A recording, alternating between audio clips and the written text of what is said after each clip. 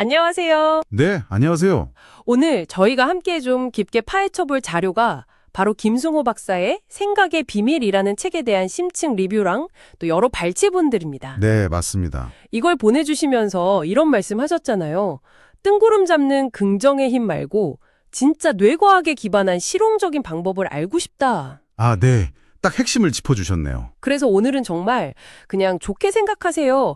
이런 막연한 조언 말고요. 우리 머릿속 생각이 대체 어떻게 뇌에 물리적인 회로를 만들고 현실에 영향을 주는지, 네. 그리고 그 생각 패턴을 바꿀 수 있는 구체적인 기술은 뭔지 아주 깊숙이 들여다보려고 합니다. 맞아요.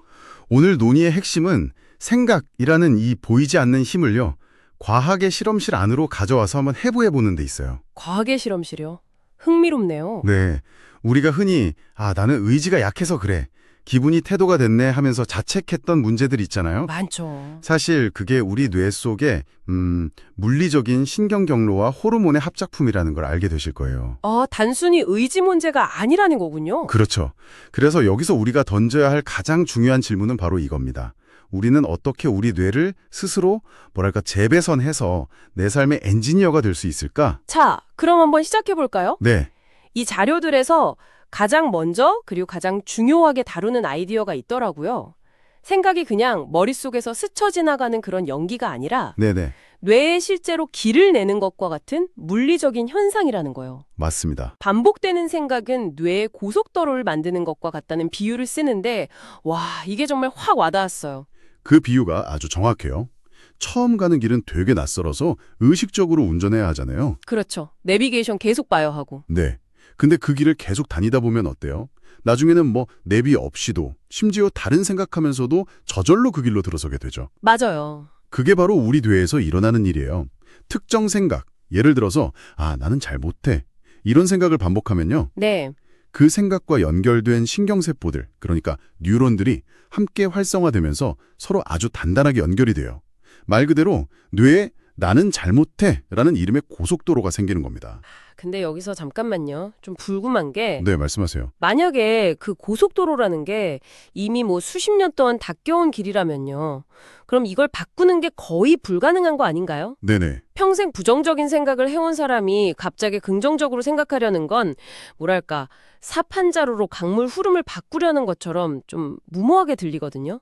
바로 그 지점이 이 논의에서 가장 희망적인 부분입니다. 오, 그래요? 뇌의 가소성, 영어로는 뉴로플라스티시티라는 개념이 등장하거든요. 뇌의 가소성. 네, 우리 뇌는 콘크리트처럼 한 번 굳으면 끝! 이게 아니고요. 평생에 걸쳐 변할 수 있는 찰흙과 같다는 과학적 사실이에요. 아, 물론 오래된 고속도로는 강력하죠. 뇌는 효율성을 굉장히 중시해서 익숙한 길로만 가려는 관성이거든요. 그렇죠. 그게 편하니까. 하지만 우리가 의식적으로 새로운 길, 예를 들어 이건 해볼 만한 도전이야 라는 오솔길을 계속해서 이용하면 어떻게 될까요? 처음엔 불편하고 느리겠죠. 하지만 계속 사용하다 보면 그 오솔길이 점점 넓어져서 4차선 도로가 되는 거예요. 반대로 원래 있던 고속도로는? 네. 반대로 예전의 낡은 고속도로는 사용하지 않으니까 잡초가 우거지게 되는 거죠. 이건 나이와 상관없이 누구에게나 적용되는 원리입니다. 그렇군요. 그러니까 의지력으로 기존의 생각을 억지로 누르는 게 아니라 새로운 생각의 경로를 자꾸 사용해서 더 매력적인 대체 경로를 만드는 거군요. 정확합니다. 특히 그 부정적인 생각이 어떻게 우리를 더 깊은 함정에 빠뜨리는지에 대한 설명도 되게 흥미로웠어요. 코르치솔 호르몬 이야기 말씀이시죠? 네, 맞아요. 부정적인 생각을 하면 스트레스 호르몬인 코르티솔이 나오고 이 호르몬이 다시 뇌를 위협에 민감하게 만들어서 또 다른 부정적인 생각을 불러일으키는 그런 악순환이 만들어진다고요. 맞아요. 그건 의지의 문제가 아니라 생화학적인 연쇄 반응인 거죠. 연쇄 반응? 네. 한번 그 고리에 빠지면 뇌는 효율성을 위해서 자동으로 그 부정적인 경로를 그냥 선택하게 돼요. 왜 나는 항상 중요한 순간에 망칠까? 라는 질문에 대한 과학적인 답변 중 하나가 바로 이거예요. 당신이 망치고 싶어서가 아니라 당신의 뇌가 그 망치는 시나리오 고속도로에 너무 익숙해져 있기 때문일 수 있다는 거죠. 그렇다면 우리가 이렇게 무심코 빠지게 되는 대표적인 생각의 고속도로, 그러니까 생각의 함정들에는 구체적으로 어떤 것들이 있을까요? 네. 자료에서 몇 가지 인지 왜곡 유형을 소개하는데 읽어보니까 제 머릿속에도 이런 오류 메시지들이 수시로 뜨는 것 같더라고요. 아마 거의 모든 사람이 그럴 거예요. 가장 대표적인 게 바로 확증 편향이죠. 확증 편향이요? 네, 자신의 기존 믿음과 일치하는 정보만 레이더처럼 막 찾아내고 반대되는 정보는 애써 무시하는 경향이요. 이게 특히 요즘 소셜미디어 알고리즘이랑 결합하면 정말 강력한 필터 버블을 만들죠. 아, 맞아요. 보고 싶은 것만 계속 보게 되는 거. 그리고 이분법적 사고도 정말 공감됐어요. 흑백 논리 말씀이시죠? 네, 완벽하게 성공하지 못하면 이건 완전한 실패야. 이렇게 생각하는 거예요. 프로젝트 결과가 90점인데도 나머지 10점 때문에 다 망쳤어 하고 자책하는 완벽주의자들이 딱 여기에 해당되겠네요. 그렇죠. 이 이분법적 사고는 종종 과잉 일반화라는 함정과 짝을 이어요. 과잉 일반화요? 한 번 실패한 걸 가지고 나는 늘 이래, 내 인생은 원래 안 풀려처럼 영원한 패턴으로 확대 해석하는 거죠. 아, 자료에 나온 사례처럼 승진 심사에서 한 번 떨어졌다고 내 회사 생활은 이걸로 끝났어 라고 단정 짓는 직장인이 바로 이 함정에 빠진 거예요. 여기서 한 걸음 더 나아가면 더 심각해지겠네요. 네, 파국화로 이뤄지기도 하고요. 사소한 실수를 아주 끔찍한 재앙의 전조로 해석하는 거예요. 예를 들면 어떤 거죠? 팀장님이 내 이메일에 탑이 없네? 내가 뭔가 큰 실수를 했나 봐. 곧 해고당할지도 몰라. 이런 식으로요. 와, 듣고 보니 이 함정들이 따로 노는 게 아니라 서로 막 얽혀서 더 강력한 부정적인 서서를 만드는 것 같아요. 정확히 보셨어요. 승진에 실패한 직현이니 내 경력은 끝났어. 과잉 일반화. 그리고 성공 아니면 실패인데 난 실패자야. 이분법적 사고. 그러다가 이제 아무도 날 인정 안 해주고 쫓겨날 거야. 파국화. 이렇게 상상하는 식으로요. 맞아요. 그래서 가장 중요한 건 이런 생각의 패턴을 알아차리는 거예요.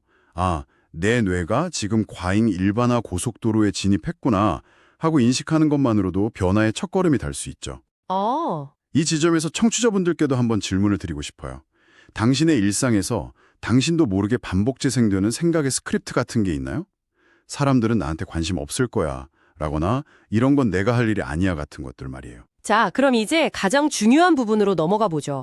이런 생각의 함정들을 알았으니 여기서 빠져나올 실용적인 도구가 필요하잖아요. 네, 해결책이 필요하죠. 자료의 핵심이라고 할 수 있는 생각 전환 5단계 기술이 바로 그거였는데요. 제가 이걸 읽으면서 가장 인상 깊었던 건 이게 단순히 긍정적인 자기 암시를 하라는 게 아니라는 점이었어요. 맞아요. 오히려 내 머릿속 생각을 그냥 수동적으로 받아들이는 피해자에서 그 생각의 진위를 따져 묻는 탐정이 되라는 요구에 가까웠어요. 와, 그 탐정이라는 비유가 핵심입니다. 대부분의 우리는 우리 머릿속에서 울리는 목소리를 그냥 진실로 받아들이잖아요. 그렇죠. 내 생각이니까요. 이 5단계는 그 목소리를 증인 속에 세우고 신문하는 과정이에요. 첫 번째 단계가 바로 자동적 사고 포착하기죠. 자동적 사고 포착하기. 네, 무심코 스쳐 지나가는 부정적인 생각들, 어차피 안 될 거야 같은 목소리를 의식적으로 딱 붙잡는 거예요. 방금 내가 또 그 생각했네 하고 알아차리는 것부터가 시작입니다. 일단 붙잡았으면 그 다음은 2단계 생각의 근거 검증하기로 넘어가죠. 네, 이게 바로 탐정의 본격적인 신문 단계입니다. 신문이요? 네, 그 생각이 정말 100% 객관적인 사실인지 증거가 있는지 따져 묻는 거예요. 아까 그 승진 탈락 사례로 한번 이 과정을 따라가 볼까요? 네, 좋아요. 내 회사 생활은 끝났어 라는 생각을 딱 붙잡았어요. 그럼 뭘 질문해야 할까요? 이렇게 물어보는 거죠. 정말 끝났다고 말할 객관적인 증거가 뭐야? 한 번 승진 못한 게 경력의 끝이라는 사규라도 있어? 과거에 성공했던 프로젝트나 동료들의 긍정적인 피드백 같은 반대 증거는 없어? 이렇게 증거 기반으로 따져보면 그 생각이 얼마나 허술한 주장인지 드러나기 시작해요. 재판으로 치면 검찰 측 주장에 구멍이 숭숭 뚫려 있는 걸 확인하는 단계죠. 그렇게 주장을 흔들어 놓은 다음에는 3단계 대안적 관점 찾기로 가는 거군요. 네, 맞습니다.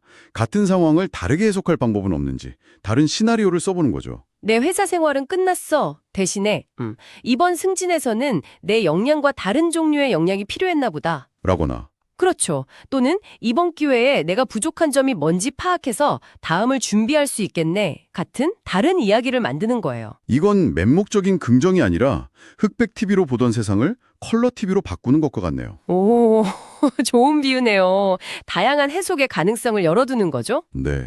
그리고 이 모든 걸 종합해서 4단계, 균형 잡힌 생각 만들기에 도달해요. 극단적인 생각을 버리고 더 현실적이고 건설적인 결론을 내리는 겁니다. 그럼 아까 그 사례에서는 이번 승진에선 탈락해서 실망스럽지만 이게 내 모든 경력을 부정하는 건 아니야. 이번 경험을 통해 배울 점을 찾아서 다음 기회에는 더 성장한 모습을 보여주자. 이런 결론이 나오겠네요. 완벽합니다. 그것이 바로 재판관이 내리는 새로운 판결문인 셈이죠. 그리고 마지막 5단계가 새로운 생각 내재화하기. 이 새로운 판결문을 한 번으로 끝내는 게 아니라 반복적으로 연습해서 뇌에 새로운 고속도로를 내는 과정. 네, 바로 그게 낡은 습관을 새로운 습관으로 대체하는 실제적인 공사 단계라고 할 수 있습니다. 아, 이 5단계가 계속 사이클처럼 돌아가는 거군요. 네, 맞아요. 리뷰를 쓴 독자도 이 과정을 따라 해보면서 사람들이 날 싫어할 거야 같은 생각이 사실 아무런 증거 없이 그냥 반복되던 오래된 습관이었다는 걸 깨달았다고 하죠. 와, 이건 결국 당신의 머릿속에서 일어나는 재판의 주도권을 되찾아오는 과정이에요. 자동적으로 생성되는 부정적인 판결을 그대로 받아들이지 않고 스스로 변화하고 새로운 판결을 내릴 수 있는 힘을 기르는 거죠. 자, 그렇다면 이 방법론이 모든 상황에 적용되는 뭐랄까 만능 열쇠일까요? 글쎄요. 자료에 포함된 리뷰에서는 몇 가지 현실적인 한계랑 비판점도 솔직하게 지적하고 있더라고요. 저는 오히려 이런 부분이 이 방법론을 더 현명하게 사용하는 데 도움이 된다고 생각했어요. 아, 그렇죠.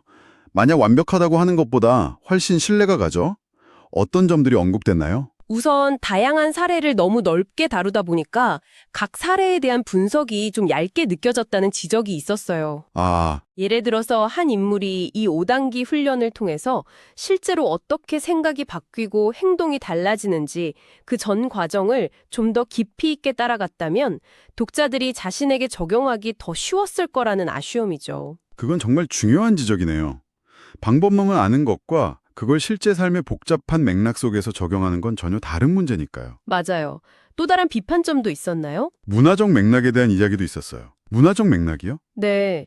이 책의 심리학적 기반이 개인의 자율성이나 독립성을 굉장히 강조하는 서구 문화에 뿌리를 두고 있다 보니까 아, 우리라는 관계와 조화를 중시하는 한국의 집단주의 문화와는 다소 맞지 않는 부분이 있을 수 있다는 거예요. 어떤 부분에서 그럴 수 있을까요? 예를 들어 모든 갈등의 원인을 순전히 나의 왜곡된 생각에서만 찾고 바꾸려는 노력이 때로는 관계의 역학이나 어떤 구조적인 문제를 보지 못하게 만들 수도 있다는 거죠. 아, 그 점도 굉장히 중요하네요.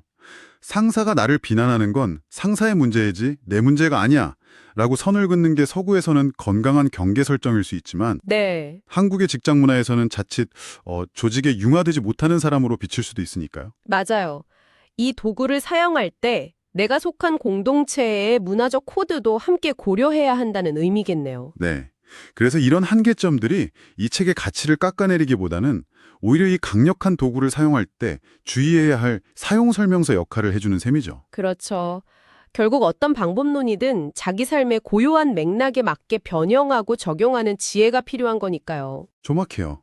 그리고 저자 역시 이 변화가 하루아침에 일어나지 않는다는 점을 여러 번 강조해요.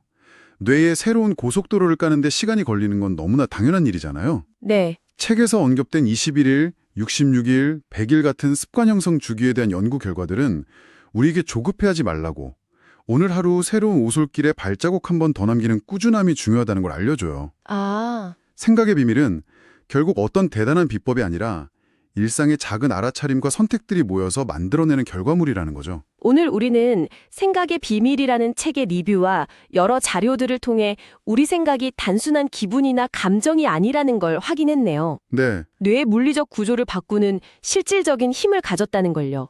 그리고 그 힘을 긍정적인 방향으로 이끌 수 있는 탐정처럼 질문하고 재판관처럼 판결하는 과학적인 5단계 방법론도 살펴봤고요. 네, 맞습니다. 핵심은 인생을 한 번에 뒤집는 그런 거창한 변화가 아니라 매일 마주하는 내 안의 목소리를 알아차리고 그게 정말 사실인지 질문하고 아주 조금씩 방향을 수정해 나가는 꾸준한 노력에 있었네요. 네, 바로 그거죠.